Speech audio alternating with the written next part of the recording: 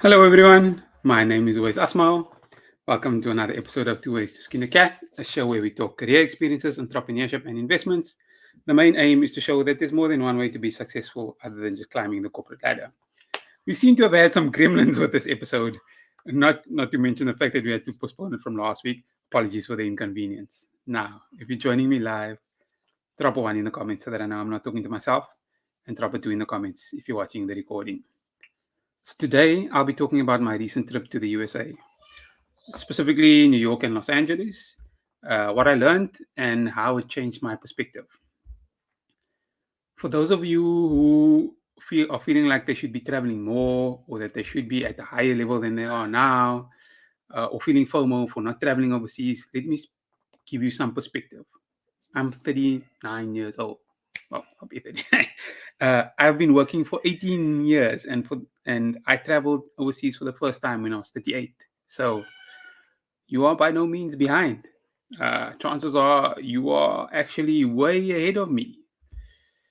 I will say though that traveling at my age does make me feel a little bit old. Like I'm past that stage where uh, I'm going out late every night. I enjoy touring in the mornings and the afternoons, and then resting at night. So uh, this tells me that I've probably started traveling a little bit too late. Maybe age is how you feel, and I've got 3 kids, so I feel a little bit old. So from that, I would say if you can start traveling sooner, by all means, do it. It really helps. So I traveled to the US at the end of July and I returned around the middle of August. And I've taken some time to process the experience before sharing it with you. So the aim of my trip was you might ask, why did I travel there in the first place? What was the aim? Now, I've been lucky enough to see a lot of South Africa, but last year was the first time I got the opportunity to travel overseas. Ever since then, I decided I want to see the world. It bites you after once you see a little bit, you want to see more. But the reason I traveled to the US was to attend VCon. It's an annual conference hosted by Gary Vaynerchuk, or Gary V. I don't know if any of you have heard of him. I attended his conference last year for the first time in Indianapolis, and this year it was hosted in Los Angeles. So, generally, when you fly directly to the US from South Africa, most people fly via New York. I did the same thing last year. Because it was my first time in the US last year, I wasn't sure how I would be treated by US immigration. So I didn't spend any time in New York. I just changed and flew straight to Indianapolis. This year, I decided to spend a few days in New York City because who knows when I will ever be back. Although I do aim to go back one day. Anyways, so last year, uh, I I was right. U.S. immigration took me aside and went through all my baggage. So I was expecting the same treatment this year, but it wasn't as bad this year. I think maybe because it was my first time, so I was probably more of a travel risk than I was this year. They now I can say that they still asked a lot of questions, including where are you going to stay? They want the exact address. They want to know why you're staying, how long are you going to be there, and when are you returning home. At least this time I didn't have to empty my bags, and I'll take that as a small win. Now the flight to the US was 16 hours. It was long. I've had longer bus trips, and I've experienced the flight last year, so it wasn't bad.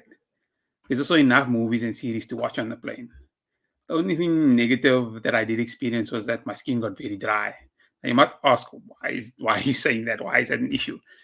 It's an issue because I'm a guy and I don't normally notice these things. So if I noticed it, it must have been bad. So the flight took off from Cape Town in the evening and landed in Newark the next morning. So Newark and New York sound similar, but they are not. So Newark is in New Jersey, near the border with New York. It's about an hour bus drive from New York City. American airports do the strange thing where they change the location of the airport to a place that you would recognize. So they call Newark New York, even though it's in another state. They do the same with Dallas Airport. They call it Washington Dallas Airport because it's not too far from Washington D.C. It's under an hour's drive, but it's still in another state altogether. They're a little bit sneaky like that. So let's talk about New York City. I spent 2 nights and almost 3 days there. In hindsight, that was probably too short. I decided to spend a longer time in Los Angeles because I thought it was less likely that I would go back to LA in the future, and it was more likely that I would get an opportunity to see New York again. So I decided longer in LA, shorter in New York. I'll probably get a chance to get to New York again, hopefully.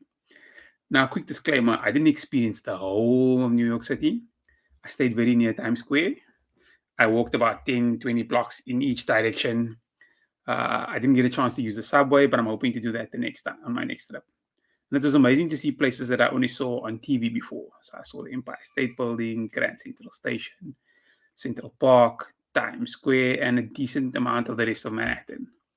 Now, Times Square is a lot to take in. There's a lot of things like in your face, lights, and everything.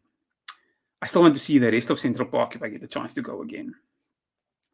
Something that you need to keep in mind is that food is very expensive in the US. Now, to keep costs as low as possible, I was eating from the street vendors as they were the cheapest. And the cheapest was still $15 a meal, which was basically at the time 300 Rand.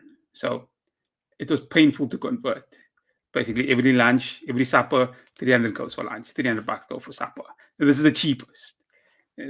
Luckily, I booked a hotel that served breakfast. So I had a big meal in the morning, but then I still had to fork out 600 bucks every day for food before even considering buying gifts or anything else.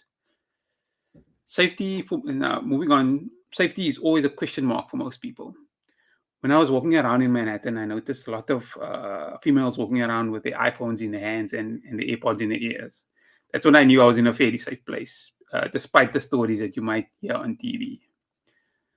Another strange thing about America is that when you shop, the advertised price excludes VAT.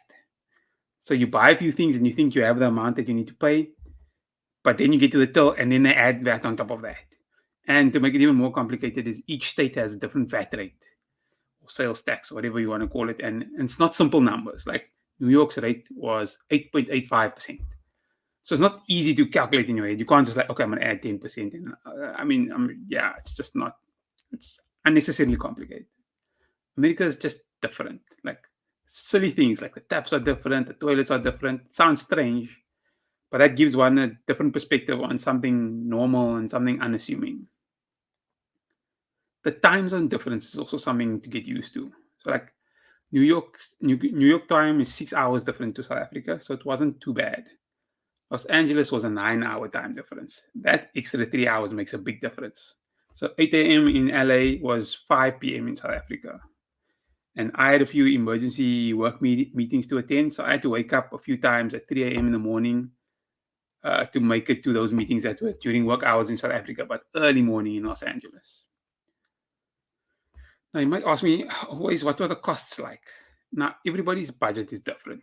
Each person wants to buy something different, so that has a big impact on cost. I don't spend too much money on things, but I did buy a few gifts. If you are traveling on your own for at least a week, I would budget at least like 50,000 to 60,000 Rand. And that's not small change. That's a lot of money. And that's if you don't buy gifts. Flights, accommodation. I see now that if you are a Discovery card member or you use Discovery Bank, United Airlines now also has flight discounts. They didn't have that when I booked. So that will also help a lot in terms of reducing that flight cost, because that's the thing that costs the most. The travel costs are the most expensive. And obviously, now you're dealing in dollars, and everything in America costs so much more. So sometimes you think of buying something small, like a curio for somebody back home, and you look at the price and like, oh, it's only $20. That doesn't sound expensive. And then you start calculating in your head, and you're like, oh, okay, that's 400 Rand. Wait. And you start backtracking. Uber is also very expensive. In New York, I took the bus to and from the airport. So it was much cheaper. At the airport in Los Angeles, the buses just kept driving past us, like without stopping, even though we were at the right bus station. So I ended up having to take an Uber to and from the airport, and that was $60 each way. So that's basically 1,200 one way and 1,200 the other way. So that's painful for a 30-minute trip. Then there's also that flight from New York to Los Angeles, and that wasn't that fun. It's a 6-hour flight, and they don't serve meals. Luckily, I was warned and I bought snacks before, so I was ready. The flight going from New York to Los Angeles feels shorter because of the time difference. So because it's a 6-hour flight, because there's a 3-hour time difference, it feels like you only flew for 3 hours because the day carries on after that. But when you come back to New York, then it's a 6-hour flight, but it feels like 9 hours because of the time difference. If you have any questions, please add them now so that I don't miss them. Add them to the comment section. Switching to Los Angeles, so that was very surprising to me actually. There's so much graffiti everywhere. Like, I'm not talking about in like poor areas. I'm talking about in the center of town. I saw lots of drug use in the city center, and they would just be taking drugs like in front of everyone. And nighttime seemed more unsafe than in the day. It just the vibe was completely different. New York didn't seem to have as much of a difference between night and day, whereas Los Angeles felt very different. Again, that's just my opinion. I'm not saying that I'm right. The people in Los Angeles also seem different to the people in New York. Not bad or just different. I can't explain it, but they're not the same. I was based in downtown Los Angeles near the Staples Center, so where the Los Angeles Lakers basketball team plays. Yeah, I think LeBron James, Kobe Bryant, those kind of things. So that was quite cool to be in that area. And I was lucky to meet some people before the conference. So we managed to tour the city. We went to the Santa Monica Pier, which I've seen in many movies, and we also were able to go to Beverly Hills. The thing about America is that it's not like those things are wow. Like they're nice to see. Don't get me wrong. But now you see it, and you're like, okay, I've seen it. It's not like, I don't know. Like if you go to see something amazing, like if you see Table Mountain, it's a wow. Or if you see, uh, yeah, the other thing was like, okay, I've seen the thing that is always in the movie, so that's the thing that's very interesting. The scale of things there are also much bigger. So the airports are much bigger. There are so many more planes and so many more flights compared to South Africa. I also managed to make some interesting connections. I didn't meet as many people as I'd like to. Like I told you, I had some of those early morning 3 a.m. meetings in the middle of the night. So too much meetings, too much breaking of your sleep. So I got a bit sick. So I had to manage my time between resting and seeing new things. In hindsight, I definitely want to see New York again. I'm comfortable if I don't ever return to Los Angeles. I don't really have anything against it. It's just nothing is pulling me to return. I've seen it. Um, yeah. In closing, I'd like to leave you with one message that I always try to leave you with these solo sessions. Remember, this is your life. You are responsible for it. If you want to succeed, it's on you. You can blame other people for you not succeeding, but the only person it will negatively affect is you. So take charge of your growth, take charge of your life. Remember, the final decision is always yours. Even if you make the wrong decision, you can learn from it and succeed. And that's my little share about New York and Los Angeles. The show has been live. Oh, I see there's one quick question, so I'm going to answer that quickly. Jeremy asks, let's put the question up. He says, would you say it's an anticlimax being there compared to what you see on TV?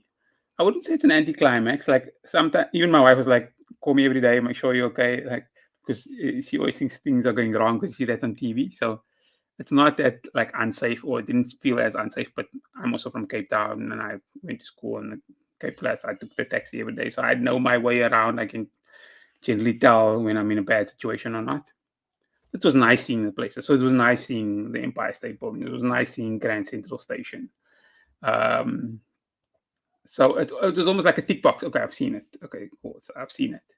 I don't think, like, obviously I've never been to any of these places in Europe, but I assume that I'd have a much bigger reaction to something like the cathedral in Barcelona, or the Grand Mosque in Turkey, or something like. I assume that it would be a bit bigger.